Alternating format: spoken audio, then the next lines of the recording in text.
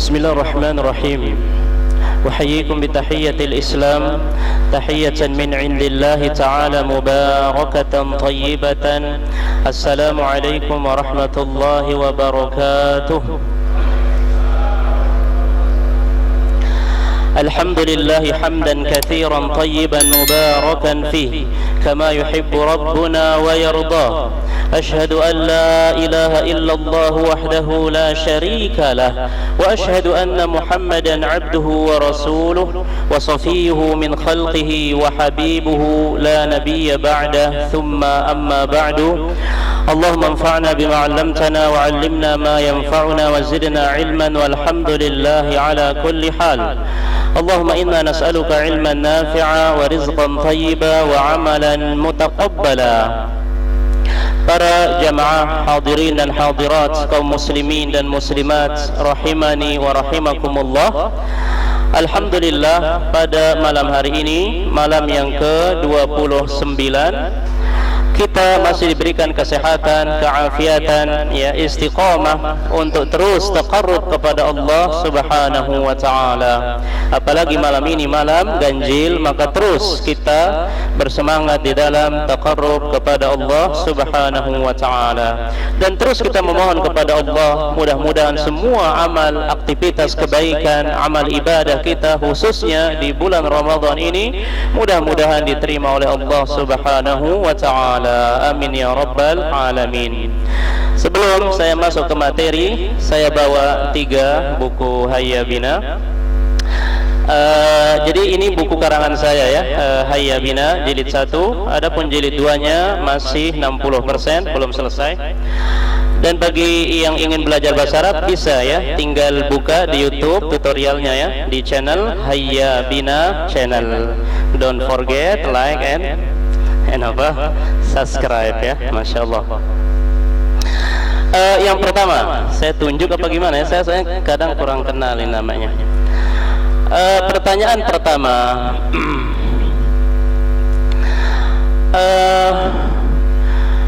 bulan Ramadan, ya, Allah wajibkan berpuasa. Itu kewajiban puasa pada tahun Hijriah yang keberapa? Tahun Hijriah yang keberapa? Ayo angkat tangan. Masya Allah, 2 Hijriah. Masya Allah, bagus, mumtaz, barakallahu fi. Diwajibkan berpuasa di bulan Ramadan di tahun kedua Hijriah. Barakallahu fi. Pertanyaan kedua, orang yang tua renta, ya, tua renta, mungkin bapak punya kakek, punya nenek, tua renta, disuruh puasa, dia lali-lali terus, ya, nek puasa ya nek, enggih le, tapi nanti lama-lama makan dia. Nek kok makan, katanya puasa. Iya le, lali, lupa, dan seterusnya. Berarti ini sudah nggak mampu puasa. Berarti dia harus membayar fidyah. Dia harus membayar fidyah. Fidyah yang harus dibayar sehari berapa sa'? Sehari berapa sa'? Kalau 30 hari berarti kan 30 kali dia bayar fidyah. Seharinya itu dia harus bayar fidyah berapa sa'? Berapa sa'? Ini amil zakat pasti tahu, ya, para amil zakat. Kan biasa ada trainingnya terlebih dahulu, ya, nggak main-main jadi amil zakat. Training dulu. Nah, berapa so? Kalau ada nih jamaah mau Pak, ini mau bayar fidyah. Nah, nanti amil zakat nanya gimana? Sehari berapa so? Ayo angkat tangan. Sehari berapa so? Berapa? 3 so. Masya Allah, banyak banget. Terlalu banyak. Yang lain? Pak Ali? Masya Allah, mumtaz. Setengah so. Setengah so'. Setengah so' itu 1,5, ya, sekilo setengah. Sekilo ini Albi, sekilo setengah. Ambil bukunya, ambil. Sekilo setengah itu setengah so'. Setengah so'. Pertanyaan terakhir, ya, bukunya tinggal 1. Pertanyaan terakhir,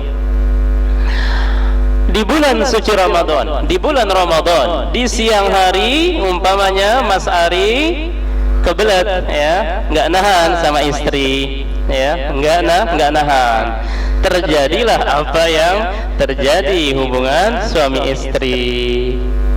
Maka apa yang harus dilakukan Mas Ari? Apa yang dikeluarkan? Apa namanya? Kan dia berjima nih di siang hari, ya sudah melakukan hubungan suami istri. Apa yang harus dia keluarkan? Apa namanya? Nama istilahnya namanya apa? Kifarah atau kafarah? Masya Allah, jayid, mumtaz. Kafarah, afwan. Nah, dia harus bayar kafarah. Kita akan jelaskan apa itu qada, apa itu fidyah, apa itu kafarah. Para jamaah kaum muslimin dan muslimah rahimani wa rahimakumullah, Allah Subhanahu wa taala berfirman di dalam surah Al-Baqarah ayat 184, A'udzu billahi minasyaitonir rajim. Ayyaman ma'dudat faman kana minkum maridan aw ala safarin فعدة من أيام أخر وعلى الذين يطيقونه فدية طعام مسكين فمن تطوع خيرا فهو خير له وأن تصوموا خير لكم إن kuntum ta'lamun. Allah berfirman ayyaman ma'dudat, ya. Ibnu Jarir At-Tabari menjelaskan dalam kitab tafsirnya ayyaman ma'dudat. Tafsir yang pertama maknanya adalah hari-hari yang berbilang, maksudnya 3 hari di setiap bulan. Jadi dulu sebelum kita diwajibkan puasa Ramadan, dahulu Allah mewajibkan setiap bulan wajib berpuasa 3 hari plus ditambah yaum Asyura, plus ditambah puasa Asyura, ya, yaitu 10 Muharram. Itu hukumnya wajib dulu. Itu hukumnya wajib. Setiap bulan 3 hari plus ditambah yaum Asyura. Lalu datanglah ayat ini, ya alladzina amanu kutiba alaikumusiyam, menghapus kewajiban yang dulu. Dulu setiap bulan 3 hari wajib plus yaum Asyura. Begitu datang surah Al-Baqarah ayat 183, maka terhapuslah yang itu. Puasa 10 Muharram tidak wajib lagi, melainkan sunnah. Mana gantinya? Puasa di bulan Ramadan. Maka tafsiran yang kedua, ayyaman ma'dudat, maksudnya hari-hari di bulan Ramadan. Kita itu berpuasa di bulan Ramadan bukan cuma one day, bukan cuma 1 hari, bukan cuma 2 hari, bukan. Ayyaman ma'dudat, hari yang banyak. Dari hari pertama, sekarang kita sudah di hari atau malam yang ke-29. Jadi ayyaman ma'dudat, hari-hari yang berbilang, yang banyak, ya. Sebulan penuh kita berpuasa. Faman kana minkum maridan aw ala safarin, siapa di antara kalian yang sakit atau mungkin musafir, mungkin tidak bisa berpuasa, caranya adalah ya fa'iddatum min ayyamin ukhar, dia ulang, maksudnya dia mengqadanya di hari-hari yang lain selain di bulan Ramadan. Kita bahas satu-satu tentang qada dulu, ya. Tentang qada, ya, pelan-pelan. Namanya juga kuliah, ya. Mahasiswa, Masya Allah, banyak banget. Pelan-pelan. Qada artinya mengerjakan suatu ibadah kharija waqtihi, di luar waktunya. Itu namanya qada. Contoh, ya, Ustaz Ahmad tidur di pagi hari jam 11, bangun jam 5 sore. Bangun jam 5 sore. Ustaz Ahmad langsung sholat asar. Begitu salam, astagfirullah, saya lupa, belum sholat zuhur. Langsung ketika beliau ingat, langsung dia sholat zuhur saat itu. Sholat zuhurnya Ustaz Ahmad namanya qadaan, bukan adaan. Qadaan, qada. Kenapa qada? Beliau mengerjakan zuhur di luar waktunya. Atau ya, istri bapak haid, tidak bisa berpuasa, berarti dia akan mengganti berpuasa. Apakah di bulan Ramadan? Tidak, di luar bulan Ramadan. Berarti wanita yang haid mengerjakan puasa di luar bulan Ramadan, itu namanya qada. Dia mengerjakan puasa Ramadan tapi di bulan Syawal atau di bulan-bulan yang lainnya, itu namanya qada ya. Jadi qada itu mengerjakan sesuatu di luar waktunya, di luar waktunya. Yang kedua, selesai qada ya. Kita berbicara fidyah sekarang. Fidyah. Fidyah, Allah berfirman, ya, faman kana minkum maridan aw ala safarin fa iddatun min ayyamin ukhra. Sudah selesai qada. Ya, wa 'alal ladzina yutiqunahu fidyatun ta'amu miskin. Sekarang kita berbicara fidyah. Fidyah itu sesuatu ganti yang dikeluarkan oleh seseorang ya untuk ya mengganti atau menghapus, ya, mengganti apa yang luput darinya. Umpamanya dia tidak bisa berpuasa, sebagai gantinya dia harus membayar fidyah.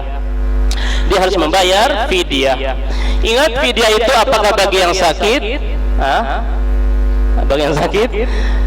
Kita lihat dulu, sakit itu ada dua. Sakit itu ada dua. Pertama, sakit yang menahun, enggak sembuh-sembuh, atau sakit pikun, tua, tidak mampu lagi berpuasa. Nah, maka ini maksudnya dia harus membayar fidyah, karena dia yutiqun. Apa itu yutiqun? Berat baginya untuk berpuasa. Ya, berat baginya untuk berpuasa. Ada orang sakit menahun, mungkin sakit apa ya? Kayak menahun. Ya, stroke, kemudian pokoknya nggak mungkin dia berpuasa, tidak bisa, maka kita fidyahkan dia. Dia bayar fidyah. Fidyah itu sehari bayar setengah sok. Satu soknya itu segini nih, kedua telapak tangan, 1, 2, itu namanya setengah sok. Kalau satu sok berapa mud? 4. Satu sok 4 mud. Berarti kalau setengah sok 2 mud. Tinggal 2 kali takar nih. Kalau tangannya Om Ari mungkin pas ya. Pokoknya tangannya orang yang gede, tangan laki-laki yang besar ini. Nah, itu namanya 1 mud, 2 mud, ya, dan seterusnya. Fidyah harus bayar 2 mud atau setengah sok, sekitar 1,5 kilo. Ya, Syekh Utsaimin menjelaskan sekitar 1,5 kilo. Sekitar 1,5 kilo. Ustaz, boleh nggak 2 kilo? Kayaknya 1,5 kilo gimana? Terlalu boleh, bagus. Yang penting jangan kurang ya. 1,5 kilo. Setiap hari.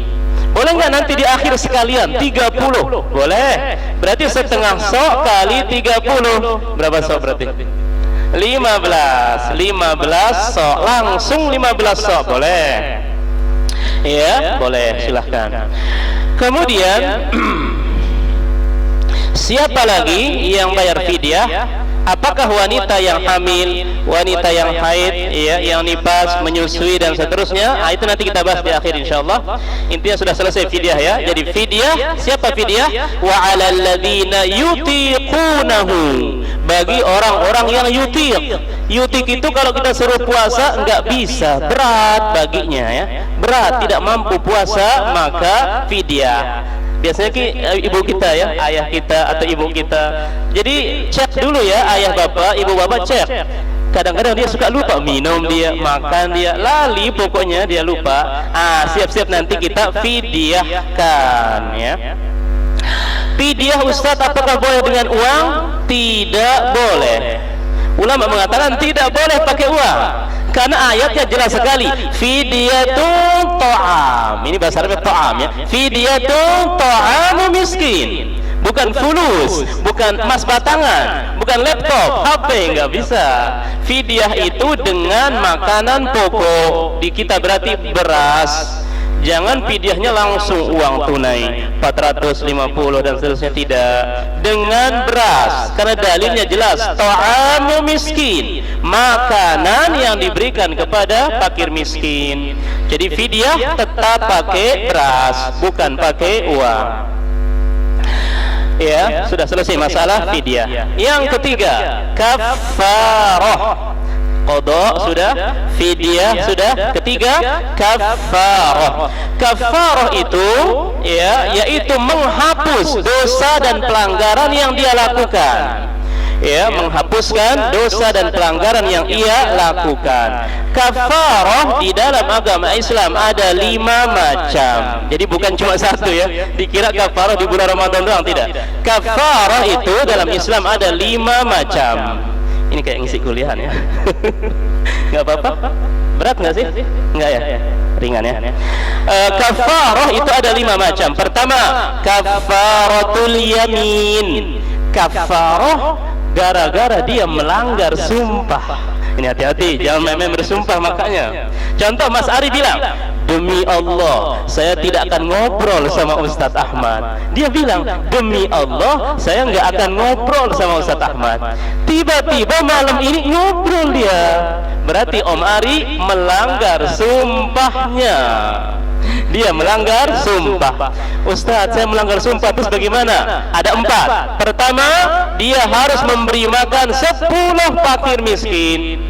Harus memberi makan 10 fakir miskin. Seperti fidyah tadi, 1,5 kilo, ya sebanyak 10 orang. Nggak mampu Ustadz, beri pakaian 10 fakir miskin. Cari baju-baju di lemari, kasih 10 orang. Nggak mampu Ustadz. Baik, kalau nggak mampu, bebaskan budak. Nggak ada budak sama sekarang Ustadz. Baik, kalau nggak mampu yang 3, puasa 3 hari. Puasa 3 hari. Bapak ingat-ingat dari sekarang nih, pernah nggak bersumpah tapi Bapak langgar? Mungkin saking emosinya, demi Allah saya nggak mau makan nasi, besoknya makan nasi dia. Berarti melanggar sumpah. Demi Allah saya tidak mau memegang mikrofon, dipegang mikrofon, bayar. Jadi harus kafarah, melanggar sumpah. Demi Allah saya tidak mau menikah, tiba-tiba dia menikah, berarti dia kena sumpahnya, melanggar sumpah. Ini kafarah yang pertama. Yang kedua ada namanya kafaratuz zihar.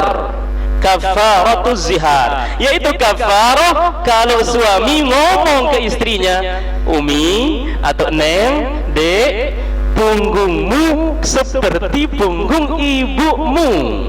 Punggung bininya disamakan dengan punggung mertuanya. Berarti gimana? Udah nggak ada syahwat, sudah nggak ada nafsu. Dia bilang, Neng, punggungmu mirip ya seperti punggung ibumu. Maka kena dia kafarah. Dia menyamakan punggung istrinya dengan punggung mertuanya, seolah-olah sudah nggak ada syahwatnya kepada istrinya. Kena dia. Kafarahnya ada 3. Pertama, dia harus memberi makan 60 fakir miskin. Ustaz nggak mampu Ustaz. Baik, kalau gitu pertama dia membebaskan budak.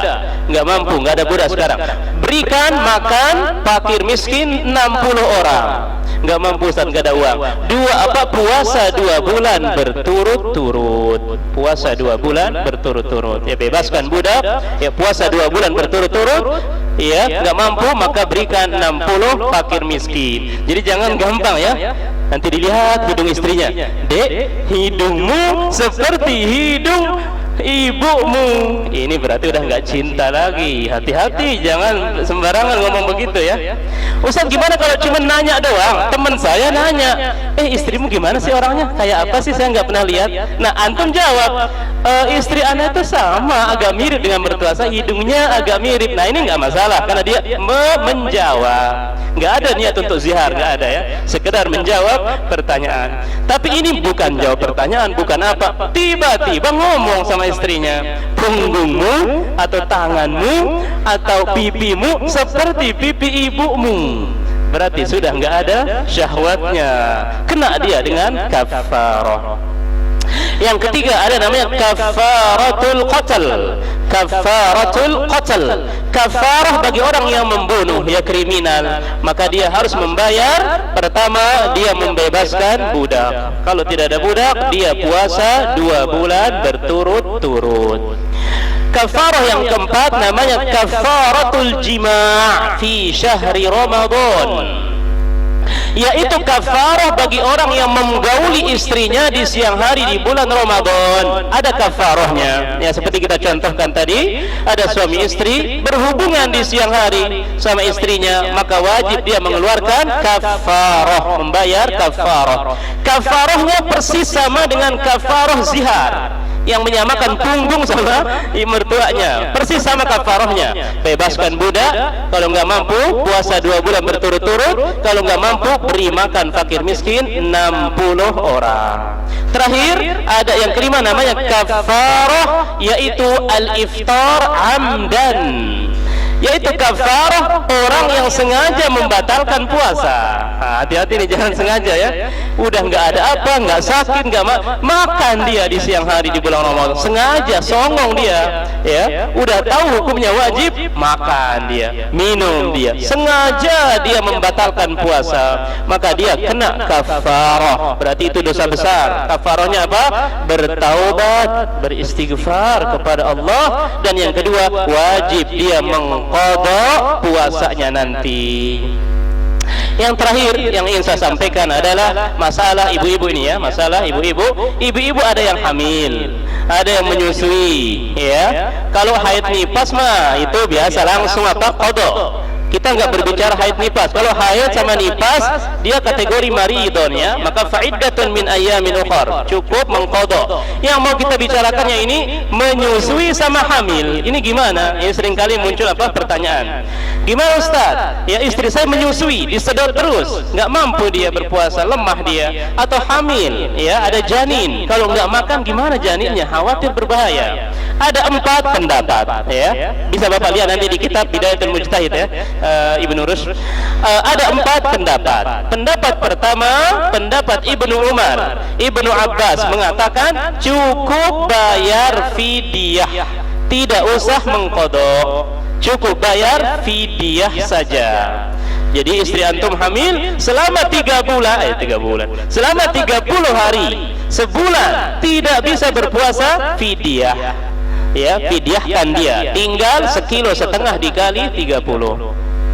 Pendapat kedua, ini pendapat Abu Hanifah, Abu Thawr, ya, Abu Ubaid, beliau mengatakan cukup qada, tidak perlu fidyah. Kebalikannya, ya, cukup mengqada, tidak perlu fidyah. Pendapat yang ketiga, pendapat Imam Syafi'i. Nah, siapa ini? Ayo, mazhab Imam Syafi'i. Pendapat Imam Syafi'i wajib dua-duanya, qada plus fidyah. Ayo, ini Imam Syafi'i biasanya kalau antum melihat pendapat beliau itu, beliau orangnya hati-hati. Nggak berani dia bilang qada aja, nggak berani dia bilang fidyah aja.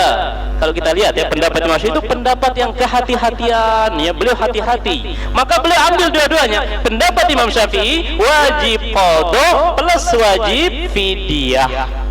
Yang terakhir, pendapat yang terakhir, yaitu dibedakan. Kalau dia hamil, ya, kalau dia hamil cukup bayar fidyah. Kalau dia hamil cukup bayar fidyah. Tapi kalau sekedar menyusui, saya tanya bapak-bapak, mana lebih berat, hamil apa menyusui? Masa nggak tahu? Enggak, masalah secara ini lebih beratnya yang hamil apa menyusui? Lebih berbahaya hamil, ya. Nah, makanya ulama mengatakan kalau hamil cukup bayar fidyah, ya, tidak perlu qada. Tapi kalau sekedar menyusui doang, wajib dua-duanya, wajib qada, wajib fidyah. Maka terserah bapak-bapak, silahkan mau ngambil pendapat Ibnu Umar, Ibnu Abbas, cukup fidyah saja, maka insya Allah itu juga sah, ya. Ini bagi ibu-ibu yang sedang hamil atau menyusui, maka tinggal dihitung berapa batalnya. Kalau 30 hari, setiap hari setengah sa', tinggal dikali 30. Ini pembahasan atau kultum kita pada malam hari ini agak sedikit fikih ya, belajar fikih ya. Masya Allah. Ini yang dapat ana sampaikan. Mudah-mudahan yang sedikit ini bermanfaat, dan mudah-mudahan ya kita selain berpuasa di bulan Ramadan, kita bisa menambah ilmu-ilmu tentang bulan Ramadan, fikih dan seterusnya, maka bermanfaat bagi kita, anak kita dan seterusnya. Aqulu qawli hadza wa astaghfirullah li wa lakum. Subhanakallahumma wa bihamdik asyhadu an la ilaha illa anta astaghfiruka wa atubu ilaik. Assalamualaikum warahmatullahi wabarakatuh.